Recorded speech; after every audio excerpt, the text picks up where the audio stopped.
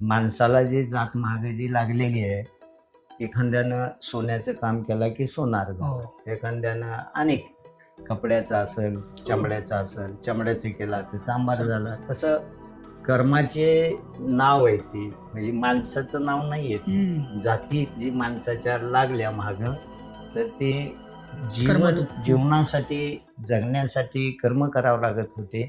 तर त्या कर्म केलेल्या माणसाला ज्यानं जसे कर्म केले तीच नाव पाठीमागं लागले.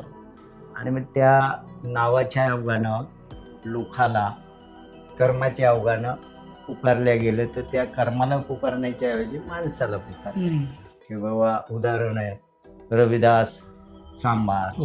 त्याचं कारण रविदास चांभार म्हणजे चमड्याचं कर्म हे समाज करत होता, म्हणून तसं ह्या समाजाच्या आव्हानं ती जातीला पडलेली आहे. जात